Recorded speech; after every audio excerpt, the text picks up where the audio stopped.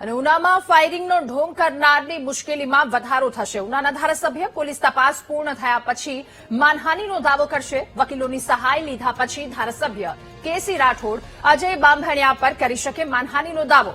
આમ આદમી પાર્ટીના ઉમેદવાર અજય બાંભણિયાએ પોતાના પર ફાયરિંગ થયું હોવાની ફરિયાદ નોંધાવી હતી. ધારાસભ્ય કેસી રાઠોડ પર ફાયરિંગ કર્યાનો આક્ષેપ લગાવ્યો હતો. પોલીસ તપાસ કરતા ફાયરિંગ ન થયું હોવાનો ખુલાસો થયો અને ફાયરિંગ ન થવા છતાં ફરિયાદ નોંધાવવા મુદ્દે પોલીસે અજય બાંભણિયાની ધરપકડ કરી હતી.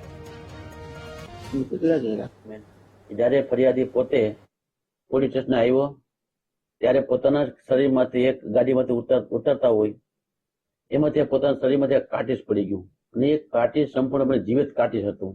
એટલે પોલીસને ક્યાંક ને ક્યાંક શંકા ત્યારે જ ગઈ હતી. પણ એસપી સાહેબે પોતાની પીસીમાં આખો વિગતવાર ખુલાસો કર્યો કે આખી સ્ટોરી ક્યાંક ને ક્યાંક કોકને ફસાવવા માટેનો પ્લાન કર્યો હોય અથવા ચૂંટણીઓ ચાલુ છે તો સહાનુભૂતિ માટેનો પ્લાન કર્યો હોય. એટલે આખી કલ્પિત સ્ટોરી હતી અને આપને સૌ ખ્યાલ છે કે એનો પર્દાફાશ થઈ ગયો છે. આ માણસની વાત કરીએ તો એક બ્લેકમેલ માણસ છે. એ લોકોને આવા બ્લેકમેલ કરી આવા ભૂતકાળમાં ઘણા કિસ્સાઓ બન્યા છે. ના શહેરના ઘણા વેપારીઓ એના ભોગ બનેલા છે, ઘણા રાજકીય લોકો એના ભોગ બનેલા છે.